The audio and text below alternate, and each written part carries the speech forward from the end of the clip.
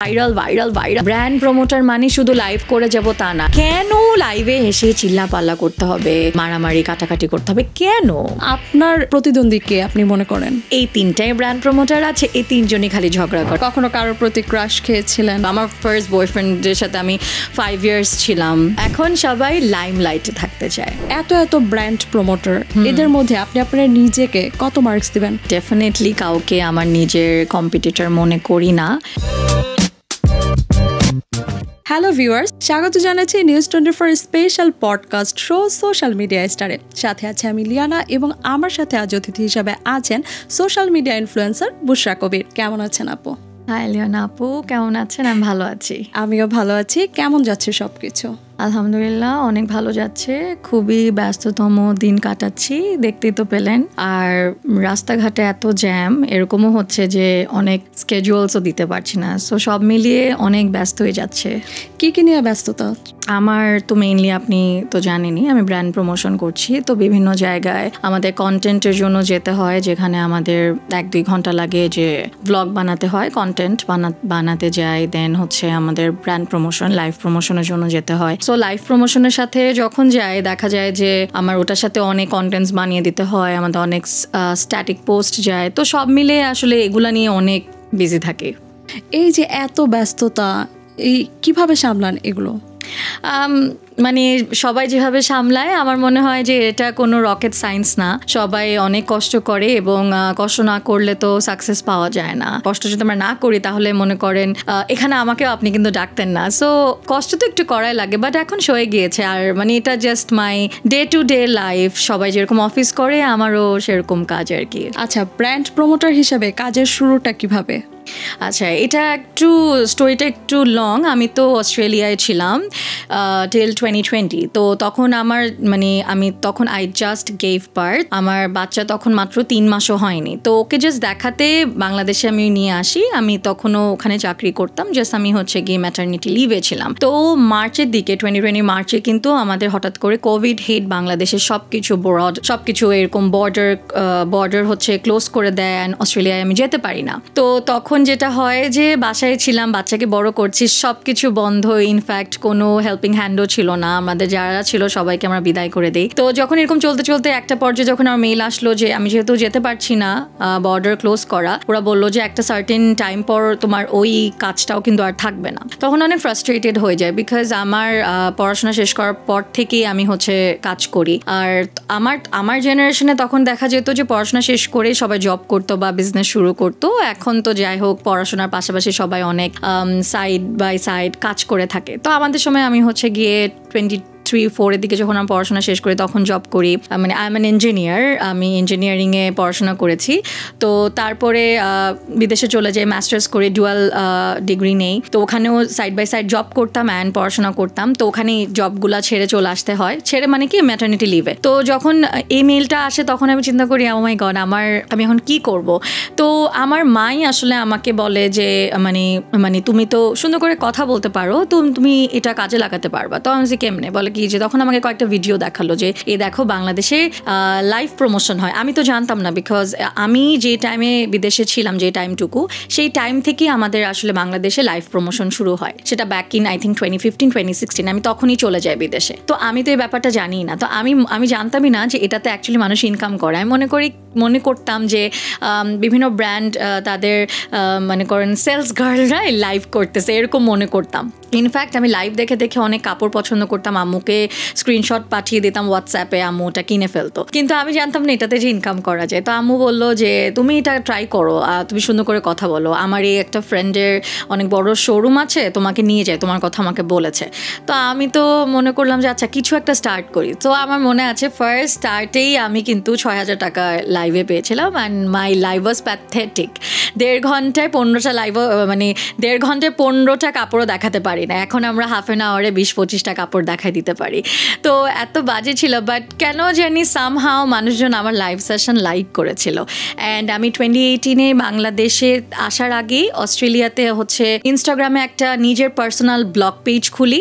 তো ওইখান থেকে কিছু মানুষ আমাকে চিনতো, মানে ওইভাবে আর কি ওই একটু পরিচিতি থেকে তারপরে আস্তে আস্তে যখন ফেসবুকে তখন পেজ ছিল না আমার, তো এভাবেই আর কি জাস্ট স্টার্ট করা, অ্যাজ অ্যান ফ্যাশন ইনফ্লুয়েন্সার হিসেবেই নিজেকে প্রতিষ্ঠিত করতে চেয়েছি, ওভাবেই ব্লগটা স্টার্ট করা। দেন ব্র্যান্ড প্রমোশনের ডিমান্ড বাংলাদেশে অনেক বেশি ছিল যখন মানে when I started back in 2020, মানে এন্ড অফ 2021 থেকে একদম পুরো ফুল ফ্লেজেড প্রফেশনালি স্টার্ট করি। আর তখন কিন্তু আমার ফেসবুকও পেজ ছিল না। আমি 20 এন্ড না 21-এ ফেসবুক পেজ খুলি, কারণ আমি খুব ভয় পেতাম মানুষের নেগেটিভ কমেন্টসে। 100টা মানুষের মধ্যে কিন্তু আমাকে 20টা মানুষ লাইক করবে না, এটাই কিন্তু স্বাভাবিক, রাইট? আর মানে এটা তো খুবই অ্যাবনর্মাল হয়ে যাবে যে 100টার মধ্যে 100টা মানুষই আমাকে ভালোবাসবে, খুবই কম।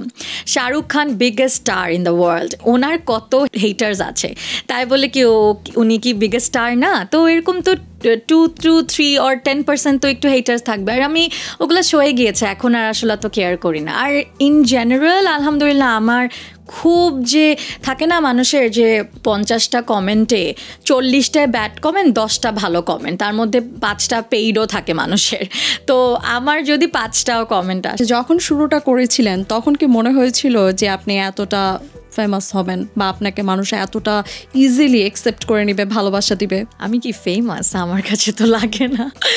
ফার্স্ট অফ অল আমার নিজেকে এখনো মনে হয় না I am like that famous.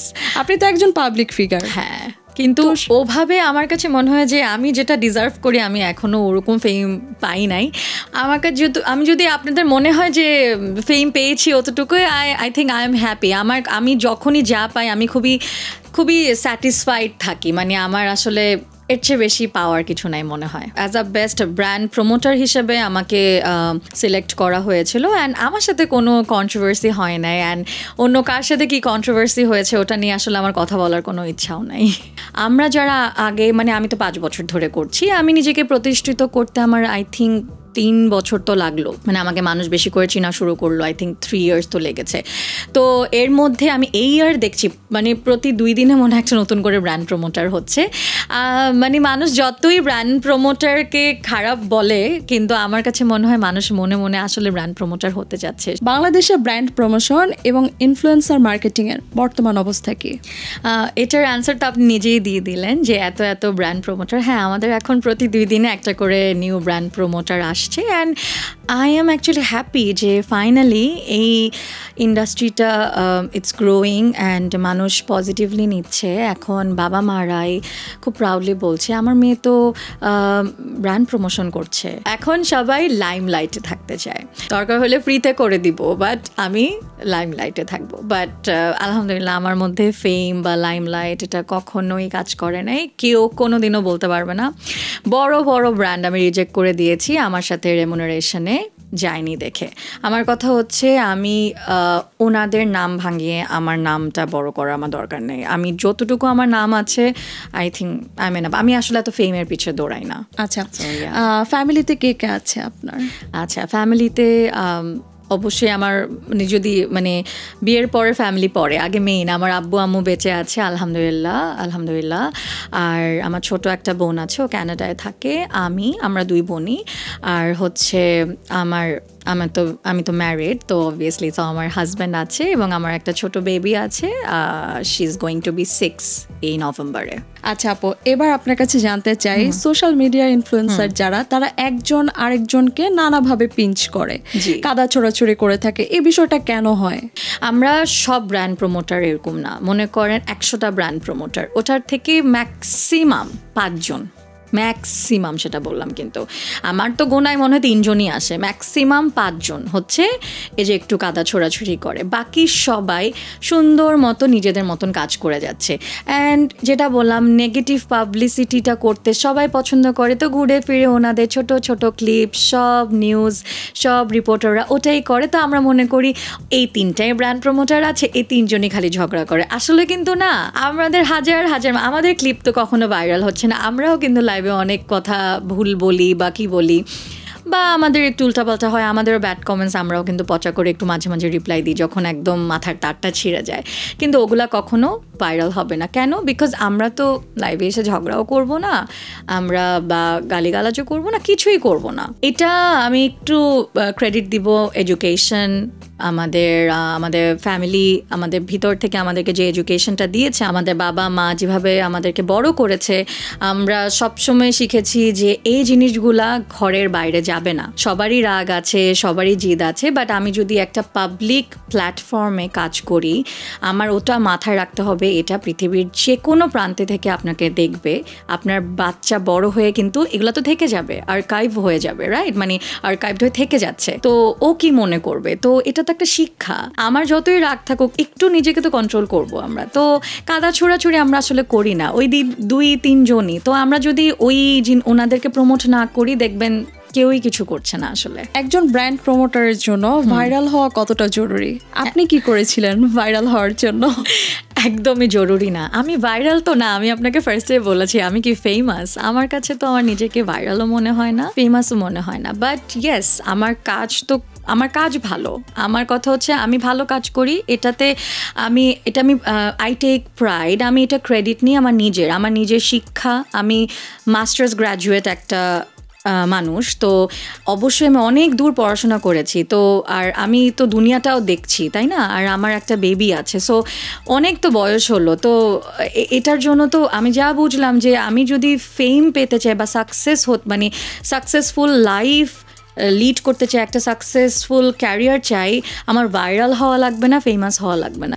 আচ্ছা আপু, আপনার কাছে জানতে চাই, ব্র্যান্ড প্রমোটাররা নর্মালি লাইভ করে, তারা কি সেল নিয়ে চিন্তা করে যে এই প্রোডাক্টটা আমি লাইভ করছি, এটা সেল হলো কি হলো না, পরবর্তীতে কি এগুলো নিয়ে কি চিন্তা করে তারা? হ্যাঁ, অবশ্যই সেল নিয়ে চিন্তা করি আমরা, কিন্তু আমরা তো সেলস গার্ল না। আমরা যে রেমুনারেশনটা নিই সেটা হচ্ছে আমাদের যতটুকু ফেম আছে, আমরা যেভাবে সুন্দরভাবে কথা বলে আমরা কাস্টমার গ্র্যাব করছি।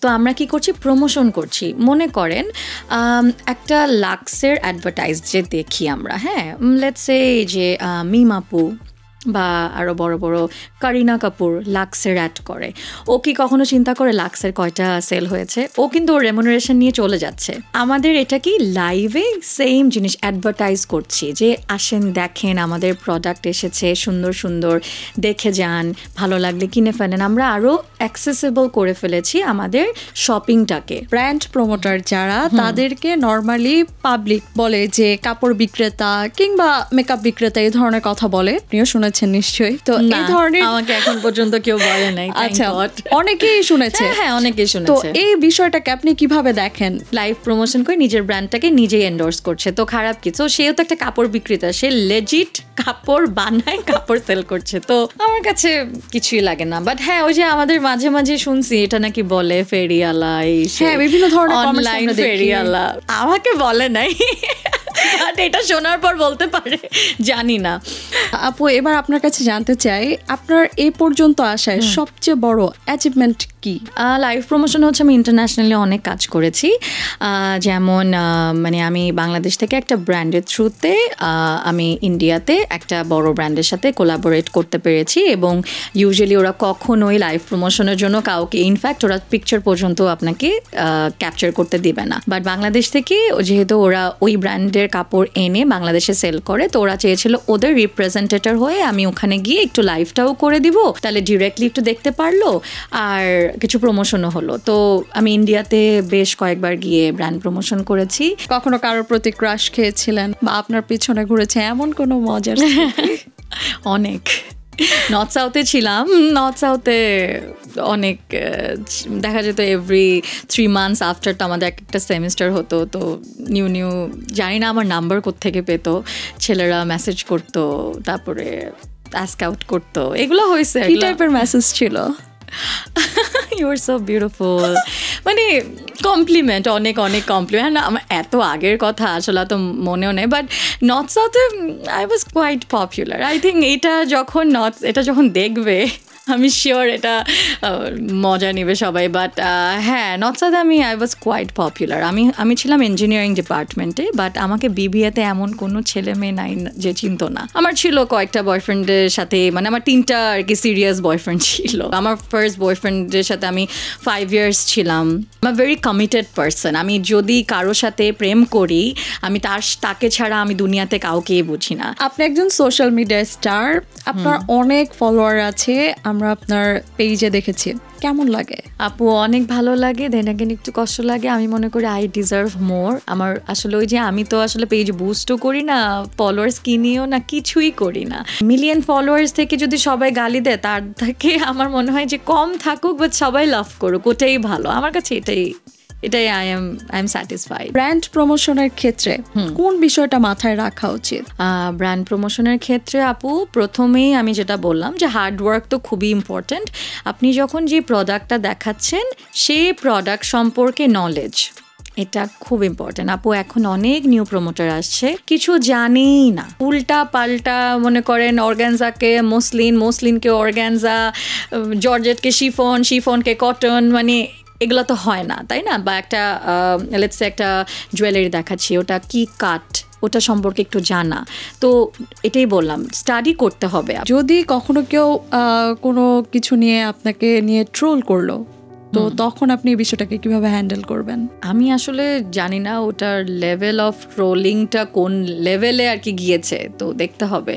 অবভিয়াসলি অনেক খারাপ লাগবে, অনেক ফ্রাস্ট্রেটেড লাগবে, ডিপ্রেসও হয়ে যেতে পারি, কারণ ট্রোলিং জিনিসটাই ভালো লাগে না। কেন ট্রোল করবা তোমরা? সুন্দর করে বলো না, ট্রোল করার কি আছে? হ্যাঁ, তো এটাই। আচ্ছা, কখনো কি মনে হয়েছে যে ভাইরাল হতে হবে এমন কিছু? না, বাট আপনারা বারবার ভাইরাল কোয়েশ্চেন কেন? না, কেন ভাইরাল জিনিসটাই বিরক্তিকর, কেন ভাইরাল হওয়া লাগবে? নিজের উপর কি কোনো কনফিডেন্স নাই যে তোমার শর্টকাট পদ্ধতি ইউজ করতে হবে? কিন্তু বর্তমানে তো সবাই কম বেশি ভাইরাল হওয়ার জন্য অনেক কিছুই করে থাকে। আমি ওই লেভেলেই যেতে চাই না, এজন্য ওদের থেকে আমি ডিফারেন্ট। এজন্যই আমি আমার ইন্ডাস্ট্রিকে ডিফারেন্টভাবে প্রেজেন্ট করছি। একজনের তো নন ভাইরাল হয়ে থাকতে হবে, আমি থাকলাম, অসুবিধা কি? এবার আপনার কাছে আপু একটু জানতে চাই, যারা ব্র্যান্ড প্রমোটার তারা যে নিজেদের মধ্যে যে কাদা ছোড়াছড়ি করে থাকে বা বিভিন্ন ধরনের পিঞ্চ করে থাকে, এটার জন্য কিন্তু অনেক সময় পাবলিক নানান ধরনের কমেন্টস করে থাকে।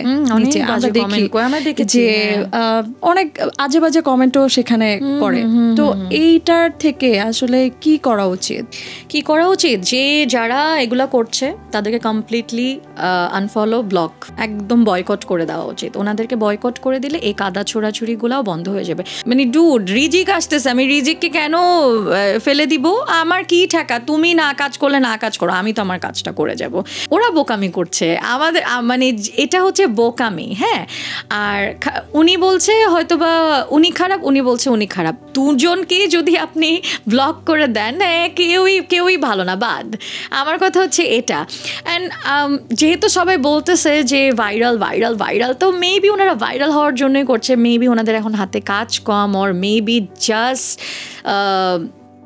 দে জাস্ট ওয়ান্ট টু ওরা জাস্ট থাকতে চায় আর কি ফেসবুকে। কেন লাইভে হেসে চিল্লা পাল্লা করতে হবে, মারামারি কাটাকাটি করতে হবে কেন?